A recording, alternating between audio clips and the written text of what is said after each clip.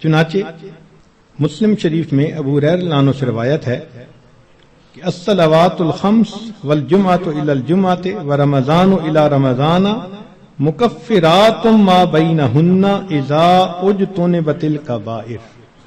اگر کبائر سے بچا جائے تو جمعے سے جمعہ 5 نمازیں اور ایک رمضان سے دوسرے رمضان تک کے جتنے گناہ ہوتے ہیں وہ سارے کے سارے اللہ تعالیٰ معاف فرما دیتے ہیں.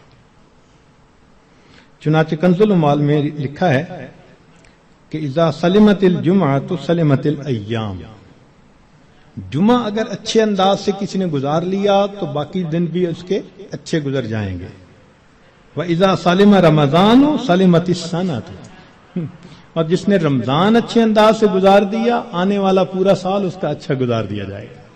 امام ربانی مجدد ثانی رحمۃ اللہ علیہ اپنے مکتوبات میں فرماتے ہیں کہ یہ رمضان کا مہینہ آنے والے سال کا ایک نمونہ ہوتا ہے. جس انداز سے بندہ گزارتا ہے اللہ تعالیٰ بقیہ سال انہی اعمال کی توفیق عطا فرما دیتا ہے. مثال کے طور پہ ایک نوجوان اگر چاہتا ہے کہ میں اپنی آنکھوں کا پرہیز کروں، غیر محرم سے اپنی آنکھوں کو بچاؤں، تو وہ رمضان میں اس کی مشق کر لے. اگر پورا رمضان غیر محرم سے نظر بچا لی بقیہ پورا سال اللہ اس کو توفیق عطا فرما دے گا. آپ پورا رمضان تہجد کی پابندی کر لیجئے، تلاوت کی، اعمال کی پابندی کر لیجئے، اور پھر دیکھیے بقیہ پورا سال وہ کام کس طرح آسان ہو جاتے ہیں. اللہ تعالیٰ توفیق دے دیتے ہیں اس بندے کو. اس لیے ہمارے اکابر رمضان کو بہت اہتمام کے ساتھ گزارتے تھے. بلکہ بخاری شریف کی روایت ہے کہ ایک صحابیہ حج پہ جانا چاہتی تھی، خاوند نے نہ کر دی. پوچھا بھی کیوں؟ اس نے کہا سواری نہیں ہے. اس نے کہا فلاں اونٹ تو ہے. اس نے کہا وہ میں نے صدقے کی نیت کر لی، اب وہ میرا نہیں، وہ اللہ کا ہے، اب میں تمہیں نہیں لے کے جا سکتا. خاموش ہو گئی. خاوند جفت کر کے واپس آیا تو وہ عورت نبی الاسلام کی خدمت میں حاضر ہوئی. اے اللہ کے حبیب صلی اللہ علیہ وسلم، میرا بڑا جی چاہتا تھا میں حج کروں، مگر میرے خاوند نے کہا کہ سواری نہیں، اور میں نے صدقے کا اونٹ تھا بتایا تو اس نے کہا میں اس کو نہیں استعمال کر سکتا. تو نبی علیہ السلام نے پہلے تو خاوند کو سمجھایا کہ دیکھو یہ حج کا عمل بھی اللہ کے راستے میں جانے والا عمل تھا. تم اگر اس اونٹ پر اس کو یہ حج کروا دیتے تو اس میں کوئی حرج نہیں تھا، مگر ساتھ ہی یہ فرما دیا اس عورت کو کہ اچھا اب تم رمضان میں عمرہ کر لینا، اللہ تعالیٰ تمہیں میرے ساتھ حج کرنے کا ثواب عطا فرمائیں گے. یہ بخاری شریف کی روایت ہے. تو رمضان مبارک کو اللہ رب العزت نے ایسی فضیلت عطا فرمائی. چنانچہ کنز العمال میں ہے کہ اذا کان اول لیلۃ من شہر رمضان صفدت الشیاطین ومردت الجن، کہ جب رمضان کی پہلی رات آتی ہے تو شیاطین، سرکش جن، ان کو قید کر دیا جاتا ہے، باندھ دیا جاتا ہے. خبردار میرے پیارے حبیب صلی اللہ علیہ وسلم کے امتیوں کے روزوں کو تم خراب نہ کر سکو، تو شیاطین کو باندھ دیا جاتا ہے. وغلقت ابواب النار فلم یفتح منہا باب،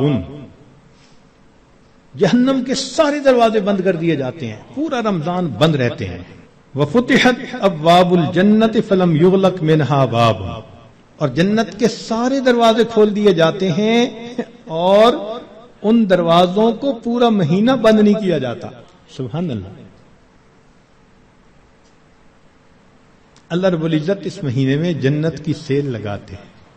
وَيُنَادِي مُنَادٍ كُلَّ لَيْلَةٍ، اور ایک ندا دینے والا فرشتہ ہر رات یہ ندا دیتا ہے، یا باغی الخیر اقبل، اے نیکی کے متلاشی آگے بڑھ.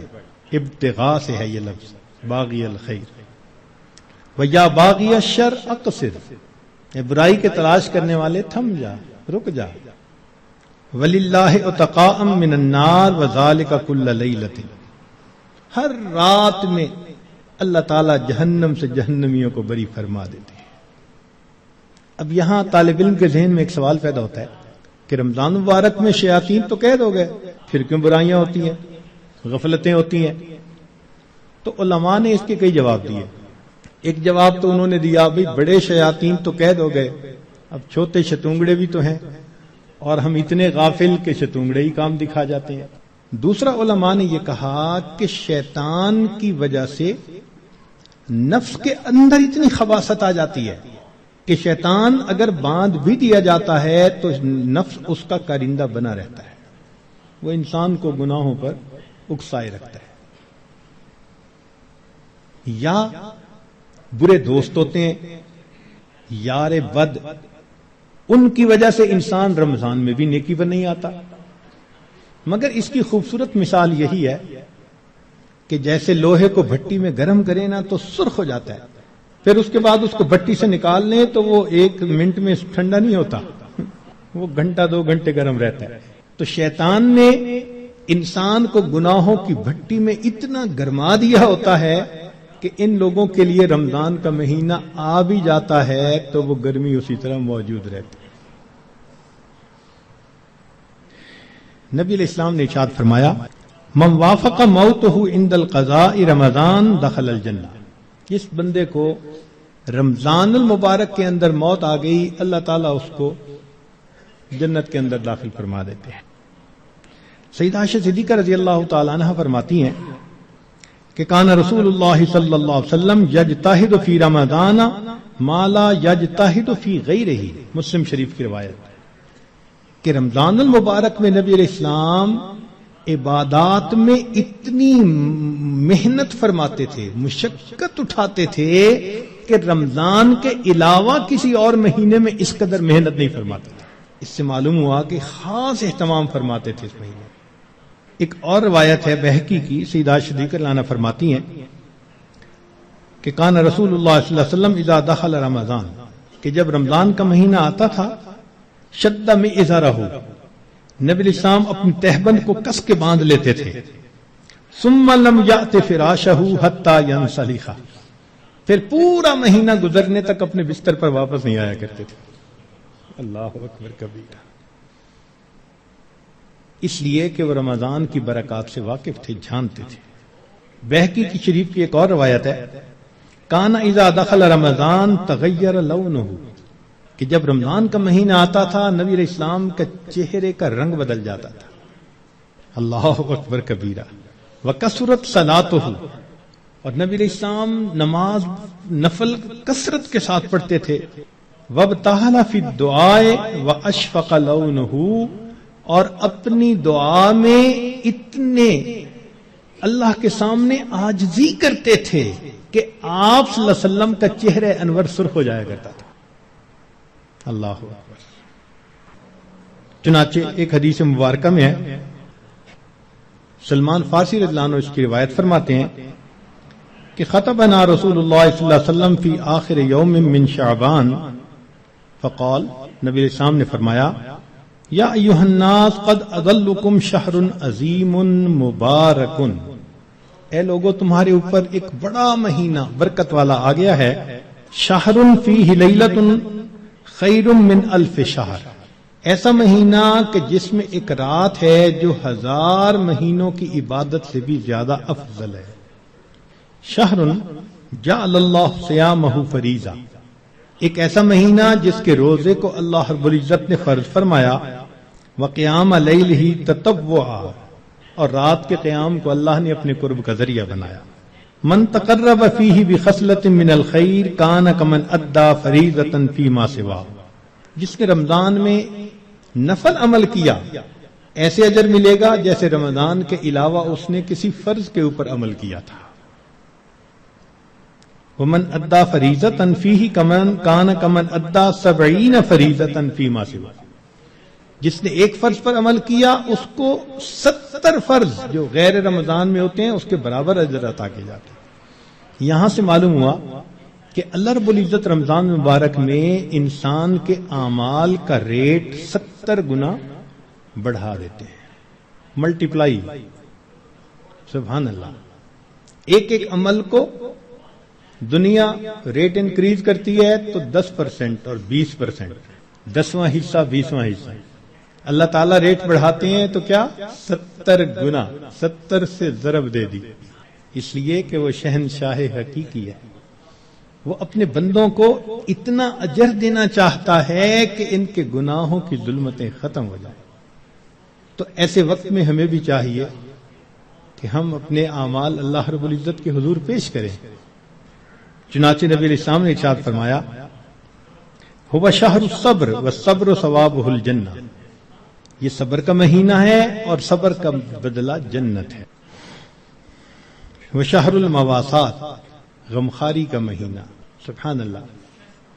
چنانچہ اسی حدیث میں آگے نبی علیہ السلام نے ارشاد فرمایا کہ اولہ رحمت، اس مہینے کے پہلے 10 دن رحمت، وَأَوْسَطُهُ مَغْفِرَةٌ، درمیان کے 10 دن مغفرت کے، وَآخِرُهُ عِتْقٌ مِّنَ النَّارِ، اور آخری 10 دن آگ سے آزادی کے. وہ کیسے؟ علماء نے اس کی بہترین تفسیر یوں کی کہ کچھ وہ لوگ ہوتے ہیں کہ جو پہلے سے ہی نیکوکاری کی زندگی گزارنے والے ہوتے ہیں، گناہوں سے بچتے ہیں، تقوی طہارت کی زندگی گزارتے ہیں، تو ان کے لیے تو رمضان رحمت کی خوشخبری بن کے آتا ہے، تو پہلے 10 دن میں ہی ان کے درجے بلند ہو جاتے ہیں. اور کچھ ایسے بھی ہوتے ہیں کبھی نیکی کر لی کبھی خطا کر بیٹھے. تو ایسے لوگ جب رمضان کے پہلے 10 دن گزار لیتے ہیں تو اس میں ان کے جو گناہوں کی ظلمت ہوتی ہے اس کو اللہ تعالیٰ ختم کر دیتے ہیں.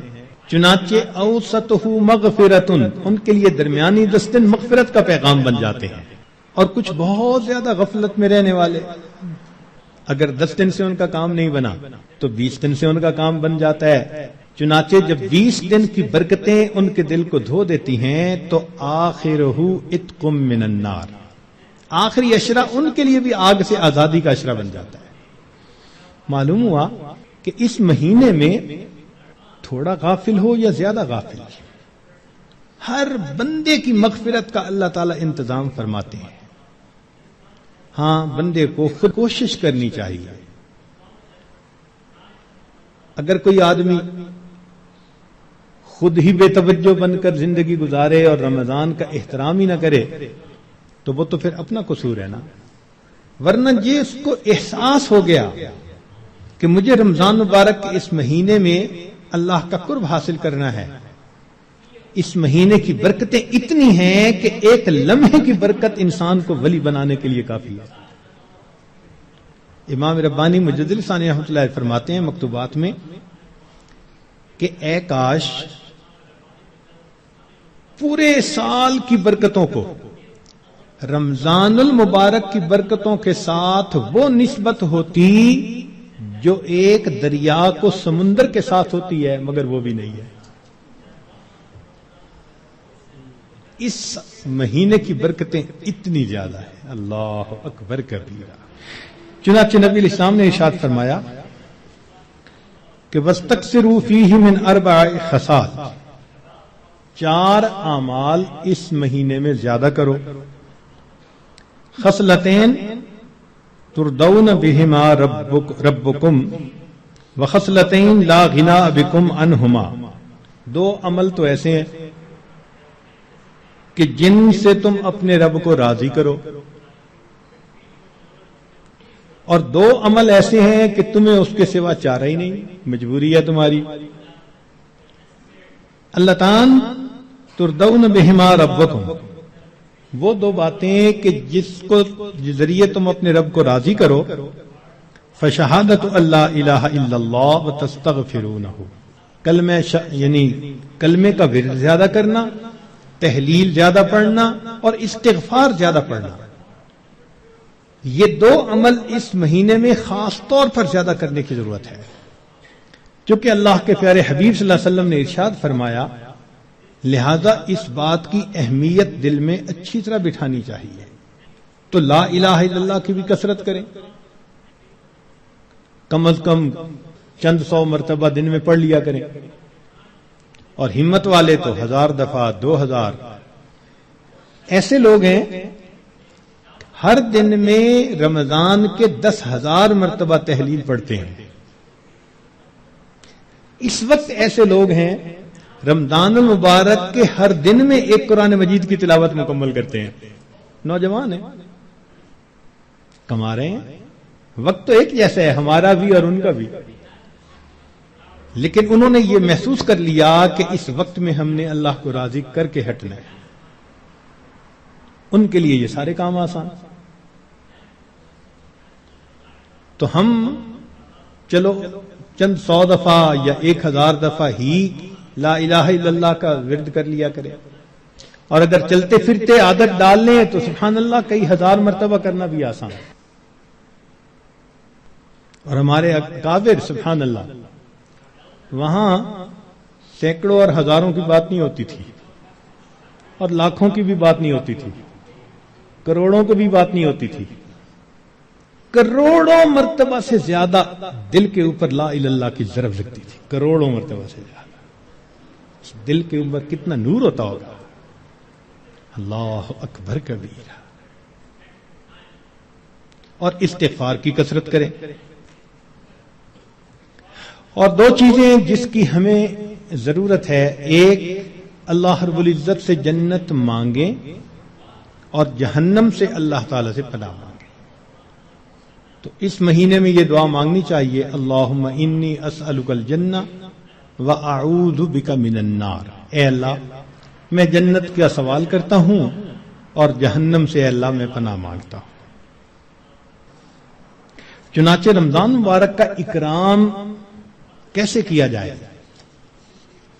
اس کو بھی تھوڑا تفصیل سے بتا دیں. جو احترام کرنے والے ہیں وہ تو رمضان سے 2 مہینے پہلے سے ہی دعائیں مانگنی شروع کر دیتے ہیں. رمضان سے پہلے ہی گناہوں کو توبہ کر کے باطن کا غسل کر لیتے ہیں اور پھر رمضان خوب اچھے انداز سے گزارتے ہیں. لیکن اب آخری عشرہ رہ گیا. اس آخری عشرے میں ہم گناہوں سے اس طرح بچیں جیسے احرام کی حالت میں حاجی محرم گناہوں سے بچا کرتا ہے. جو لوگ حج پر گئے ہیں نا، عمرہ پر، ان کو اچھی طرح اندازہ ہے کہ جب احرام باندھ لیتا ہے تو بالکل کیفیت ہی اور ہو جاتی ہے. پھر جنایات سے بہت بچنے کی کوشش ہوتی ہے. ہر وقت یہ احساس رہتا ہے میں محرم ہوں، احرام باندھا ہوا ہے. بالکل رمضان گزارتے ہوئے وہی کیفیت ہو، انا صائم، میں روزہ دار ہوں، رمضان کا مہینہ ہے، مجھے اس میں کوئی گناہ نہیں کرنا. چلتے پھرتے لا الہ الا اللہ کا ورد رکھیں اور کبھی کبھی پورا کلمہ بھی پڑھیں، لا الہ الا اللہ محمد الرسول اللہ. جتنا ممکن ہو سکے قرآن مجید کی تلاوت کریں، حتیٰ کہ 2-3 منٹ بھی اگر خالی ہیں تو اس کو خالی نہ گزرنے دیں. قرآن پاک دیکھ کر پڑھ لیں، اور اگر قرآن پاک پاس نہیں یا وضو نہیں تو جو صورتیں یاد ہیں کم از کم وہی پڑھ لیں.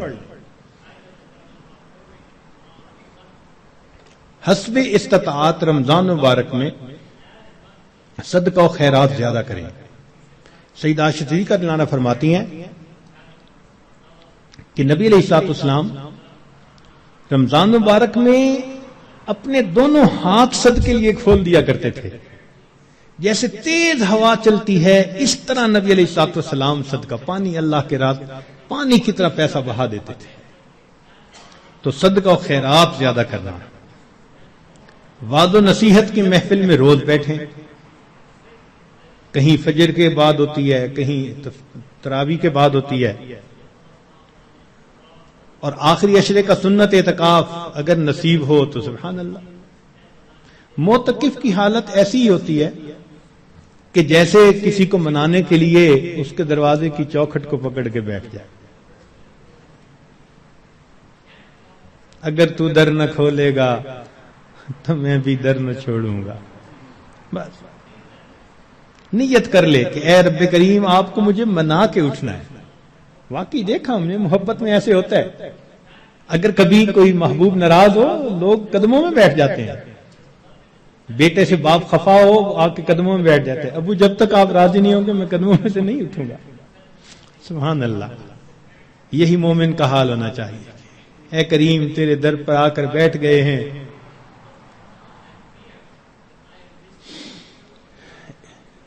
اجازت ہو تو آ کر میں بھی شامل ان میں ہو جاؤں. سنا ہے کل تیرے در پر ہجوم عاشقاں ہوگا. عشق و محبت والے 10 دن فارغ کرتے ہیں اللہ کے سامنے، دن رات عبادت میں گزارنے کی کوشش کرتے ہیں، اور دعاؤں میں پھر انسان خوب عاجزی اور زاری کرے۔ اس طرح رمضان مبارک کی قدردانی کیجیے۔